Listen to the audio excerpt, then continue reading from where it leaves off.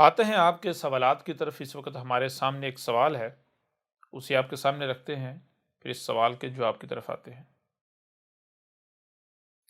لکھتے ہیں احمد عیسیٰ بھائی، میں آپ کی ویڈیوز دیکھ چکا ہوں۔ آپ کی ویڈیوز دیکھنے سے پہلے میں ہر وقت اللہ سے گڑ گڑا کر ہدایت کی دعائیں مانگتا تھا، اور جب میں نے آپ کو سنا تو مجھے لگا کہ اللہ نے میری دعائیں قبول کر لیں۔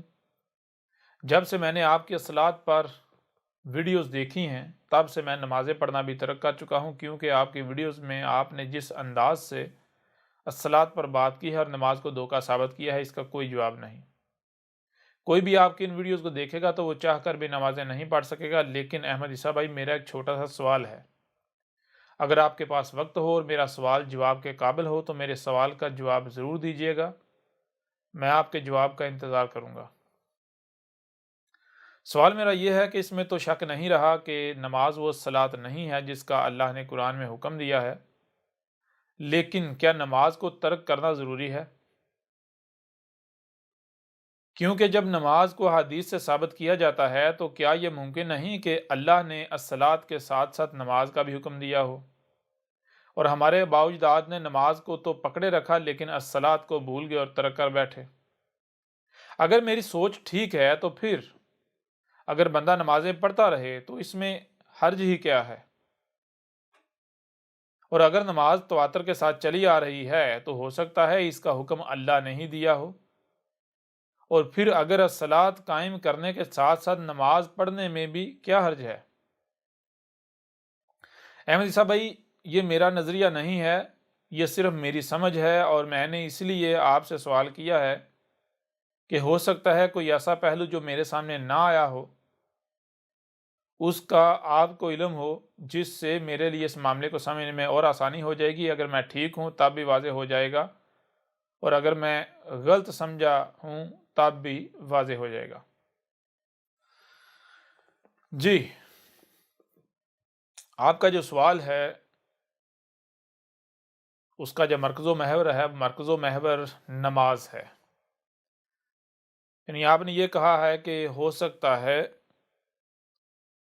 یہ جو نماز ہے اس کا حکم بھی اللہ نے ہی دیا ہو۔ یعنی آپ نے کیا کیا ہے، آپ نے یہ کیا ہے کہ الصلاۃ کو اپنی جگہ پر تسلیم کر لیا ہے، لیکن الصلاۃ کے ساتھ ساتھ نماز کو بھی ایک الگ سے ایک مقام، ایک حیثیت جو ہے وہ دینے کی کوشش کی ہے، یا آپ نے ایسا سمجھا ہے؟ آپ کا کہنا یہ ہے کہ اس میں کوئی شک نہیں، الصلاۃ وہی ہے جسے آپ نے واضح کیا ہے، لیکن ہو سکتا ہے کہ یہ جو نماز ہے اس کا حکم بھی اللہ نے ہی دیا ہو۔ یعنی آپ یہ کہنا چاہ رہے ہیں کہ بندہ الصلاۃ بھی قائم کرے، وہ بھی اللہ کا حکم ہے، اور ساتھ نمازیں بھی پڑھتا رہے، ہو سکتا ہے یہ بھی اللہ کا حکم ہو۔ ویسے بھی اگر الصلاۃ قائم کی جائے اور اس کے ساتھ نمازیں پڑھی جائیں تو نمازیں پڑھنے سے کیا حرج ہے، یعنی کیا فرق پڑتا ہے؟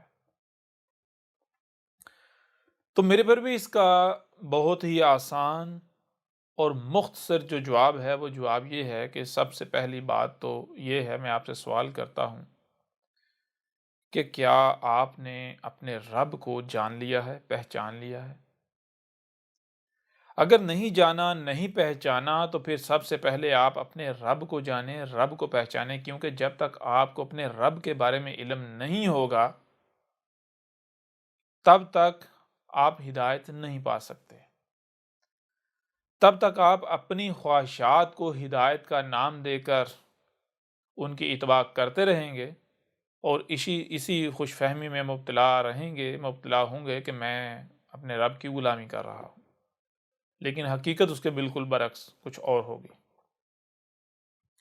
ایسا میں نے اس لیے کہا ہے کہ اگر آپ کو یہ علم ہوتا کہ رب کیا ہے، رب کون ہے، تو آپ کبھی بھی اس غلط فہمی کا شکار نہ ہوتے۔ آپ جو نماز ہے اس کے بارے میں یہ نہ سوچتے۔ ایسا کیوں کہا میں نے؟ ایسا اس لیے کہا کہ دیکھیں، جب آپ اپنے رب کو جانیں گے، رب کو پہچانیں گے، تو پھر آپ کے اوپر یہ بات بالکل کھل کر واضح ہو جائے گی کہ جو رب ہے وہ کچھ بھی کرتا ہے تو وہ بغیر حق نہیں کرتا۔ بغیر حق کا مطلب کیا ہے؟ رب کوئی بھی کام کرتا ہے، کوئی بات کرتا ہے، کچھ کرنے کا کہتا ہے تو اس کا کوئی نہ کوئی مقصد ضرور ہوتا ہے۔ رب کوئی بھی کام کرتا ہے، کچھ بھی کرتا ہے تو وہ بے مقصد نہیں ہوتا، وہ با مقصد ہوتا ہے۔ تو کوئی بھی ایسی شے، کوئی بھی ایسی بات، کوئی بھی ایسا کام جو بے مقصد ہو، اس کے بارے میں یہ سوچنا، یہ سمجھنا یا یہ کہنا کہ ہو سکتا ہے اس کا حکم رب نے دیا ہو، یہ رب کے اوپر بہت بڑا بہتان ہے۔ نہ صرف رب کے اوپر بہت بڑا بہتان ہے، بلکہ بندہ اپنے اس عمل سے، اپنے اس قول سے یہ اعلان کرتا ہے کہ مجھے ابھی تک اپنے رب کے بارے میں ہی کوئی علم نہیں ہے۔ کیونکہ اگر آپ کو اپنے رب کے بارے میں علم ہوگا تو آپ ایسی بات کریں گے، آپ کے اوپر تو واضح ہوگا کہ میرا رب کوئی بھی ایسا کام کرنے کا حکم نہیں دے سکتا، کوئی بھی ایسا کام کرنے کا نہیں کہہ سکتا جو کہ بے مقصد ہو، جس کا مقصد ہی کوئی نہ ہو۔ تو اب میں آپ سے ہی سوال کرتا ہوں، جس سے آپ کے اوپر بالکل کھل کر واضح ہو جائے گا کہ یہ جو نماز ہے اس کا حکم جو رب العالمین ہے اس نے دیا ہے، یا پھر یہ خرافات میں اس کا شمار ہوتا ہے۔ اس کا تعلق رب کی بات سے، رب کے حکم سے، رب سے نہیں ہے، بلکہ یہ جہالت ہے، یہ انسانوں کی اپنی گڑی ہوئی ہے، یہ حق کو بگاڑ دیا گیا ہوا ہے۔ آپ یہ دیکھیں کہ کیا یہ جو نماز ہے اس کا کوئی مقصد نظر آتا ہے؟ یعنی مثال کے طور پر یہ نماز پڑھی جاتی ہے، آپ نماز پڑھتے ہیں تو اس کے پڑھنے کا فائدہ کیا ہے؟ اور اگر نہیں پڑھی جاتی تو اس کا نقصان کیا ہے؟ اگر یہ بامقصد ثابت ہو جاتی ہے، یعنی کہ اس کے نہ پڑھنے سے نقصانات نظر آتے ہیں اور پڑھنے سے فائدے نظر آتے ہیں، نقصانات سے نقصانات کے آگے بند بنتا ہے، تو پھر تو بلا شک و شبہ یہ رب کا ہی حکم ہے، نہ کہ ہو سکتا ہے جی رب نے حکم دیا ہو، رب نہیں کہا ہو۔ اگر یہ بامقصد ثابت ہو جاتی ہے تو یہ رب کا ہی حکم ہے، اور اگر یہ بامقصد ثابت نہیں ہوتی تو پھر آپ خود فیصلہ کر لیں، مجھے یہ بتانے کی ضرورت ہی نہیں ہے کہ رب نے کہا ہے یا نہیں کہا۔ اگر آپ مجھ سے پوچھتے ہیں تو میں نے تو ہر لحاظ سے، ہر پہلو سے کھول کھول کر واضح کر دیا ہے کہ یہ جو نماز ہے یہ بالکل بے بنیاد اور بے مقصد ہے، یہ بالکل فضول عمل ہے، یہ جہالت ہے، اس کا حق کے ساتھ کسی قسم کا کوئی تعلق نہیں ہے، بلکہ یہ نماز کیا ہے؟ یہ نماز الصلاۃ کے نام پر الصلاۃ سے ہی غافل کر دینے والا عمل ہے۔ یعنی کہ ایک شخص جو ہے وہ نمازیں پڑھتا ہے اور وہ یہ سمجھ رہا ہوتا ہے کہ میں تو صلاۃ قائم کر رہا ہوں۔ اب حقیقت کیا ہے؟ آج آپ کے اوپر واضح ہو گئی کہ یہ نماز جو ہے یہ صلاۃ تو ہے نہیں۔ اب جب یہ نماز الصلاۃ ہے ہی نہیں اور کوئی شخص نمازیں پڑھ رہا ہے اور وہ یہ سمجھ رہا ہے کہ میں الصلاۃ قائم کر رہا ہوں، تو وہ فائدہ کر رہا ہے، اپنا فائدہ کر رہا ہے، دوسروں کا فائدہ کر رہا ہے، یا پھر وہ ہر لحاظ سے نقصان کر رہا ہے، ہلاکت کا سودا کر رہا ہے؟ کل اس کے سامنے آئے گا، او یہ کیا ہو گیا، ساری زندگی جو ہے جسے الصلاۃ سمجھتے رہے اس کا تو الصلاۃ کے ساتھ کوئی تعلق نہیں تھا، بلکہ اس نے تو الصلاۃ کے نام پر ہمیں الصلاۃ سے غافل کیے رکھا۔ اب آج کیا کریں؟ آپ سوائے پچھتاوے کے کچھ نہیں ہے۔ لہٰذا میرے پھر میں دو ٹوک اور سیدھا سادہ جواب یہ ہے کہ دیکھیں، آپ نماز کو اگر تو یہ بامقصد ثابت ہوتی ہے، بالحق ثابت ہوتی ہے تو یہ رب کا حکم ہے، اگر یہ بالحق ثابت نہیں ہوتی تو یہ رب کا حکم ہو ہی نہیں سکتا۔ اور ہم نے آپ کے اوپر یہ بات بالکل کھول کر واضح کر دی، ہر پہلو سے کھول کر واضح کر دی۔ آپ ویڈیوز میں، مختلف جو ویڈیوز ہیں ان میں دیکھ سکتے ہیں، اس کے علاوہ یہ الکتاب ہے، یہ آپ کے سامنے رکھتے ہیں، بار بار آپ کو کہا کہ اسے جو ہے آپ حاصل کریں، ڈاؤن لوڈ کریں۔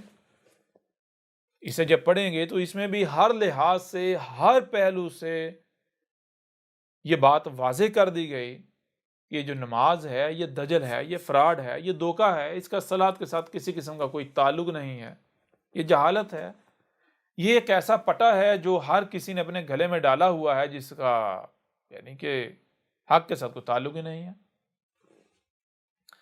بہرحال ایک پہلو سے تو اس کا جواب ہو گیا یہ۔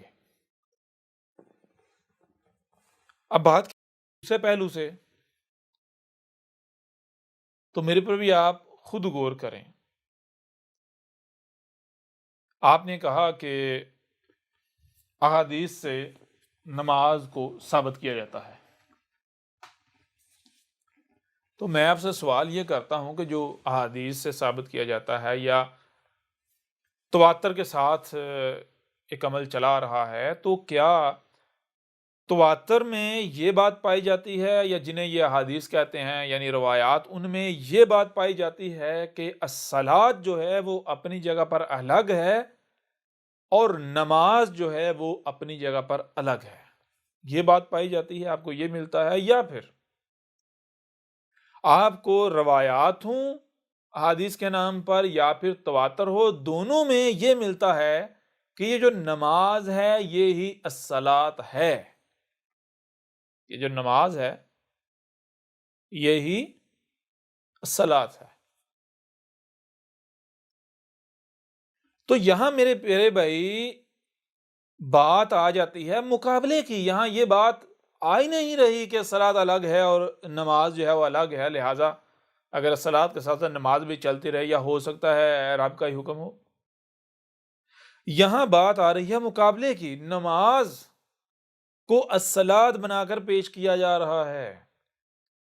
جو آپ کا تواتر ہے یا جو آپ کی روایات ہیں جنہیں آپ حدیث کا نام دیتے ہیں، وہ نماز کو الصلاۃ بنا کر پیش کر رہی ہیں۔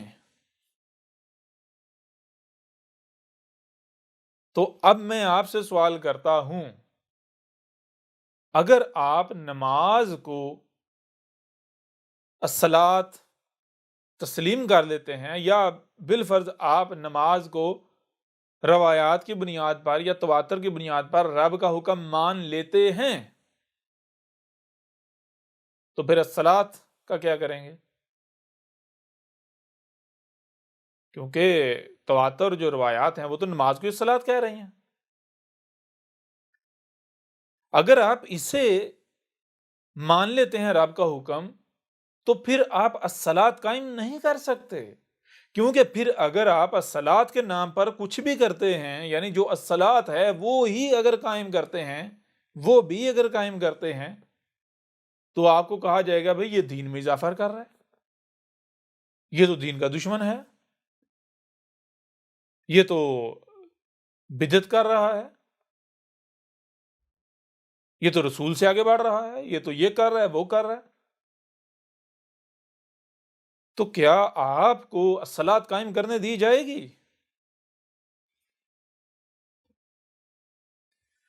الصلاۃ اور نماز یہ مشترکات نہیں ہیں، یہ دونوں ایک دوسرے کی ضد ہیں۔ نماز حق نہیں بلکہ باطل ہے، اور باطل کبھی بھی حق کو برداشت نہیں کرتا، باطل کبھی بھی حق کے ساتھ نہیں چل سکتا۔ اس پہلو سے بھی یہ بات بالکل کھل کر واضح ہو جاتی ہے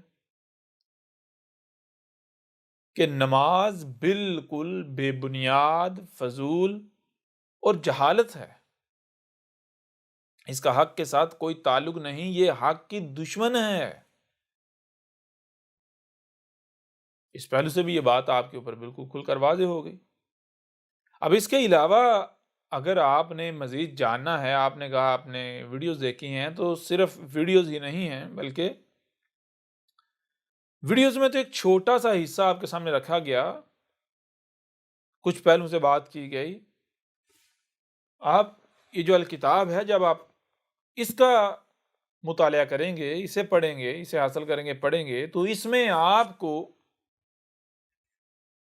کوئی ایسا پہلو نہیں رہے گا جس پہلو سے آپ کو اس میں بات نہیں ملے گی۔ اس میں الصلاۃ کے حوالے سے یا صلاۃ پر ہر پہلو سے، ہر زاویے سے بات کی گئی۔ نماز جو ہے اس کا دھجل ہونا، اس کا فراڈ ہونا، ہر لحاظ سے، ہر پہلو سے ثابت کیا گیا۔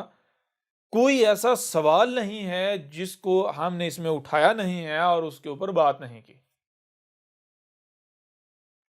اس لیے میں آپ کو یہی ریکمینڈ کروں گا، مشورہ دوں گا، نصیحت کروں گا کہ آپ الکتاب جو ہے اسے ڈاؤن لوڈ کریں یا اسے حاصل کریں اور اس کا مطالعہ کریں۔ جب آپ اس کا تفصیل کے ساتھ، ترتیب کے ساتھ مطالعہ کریں گے تو پھر کسی بھی قسم کا نہ تو کوئی سوال رہے گا اور نہ ہی چاہ کر بھی کوئی کسی قسم کا وسوسہ آپ کے سینے میں یا آپ کے دماغ میں جنم لے گا۔ مجھے امید ہے کہ اس سوال کا جواب جو ہے وہ آپ کے اوپر واضح ہو گیا ہوگا۔ اس کے باوجود اگر آپ کو لگتا ہے کہ نہیں، میرا جو سوال ہے اس کا جواب کلیئر نہیں ہوا، سوال ختم نہیں ہوا، کسی بھی سطح پر، کسی بھی حد تک میرا سوال ابھی پیچھے باقی ہے، تو آپ اس کو مزید اپنے سوال کو یعنی واضح کر کے بھیجیں، تو اس پہلو سے بھی آپ کے سامنے اس کا جواب رکھ دیا جائے گا۔ لہٰذا بڑھتے ہیں اگلے سوال کی طرف۔ احمد عیسیٰ کون ہے؟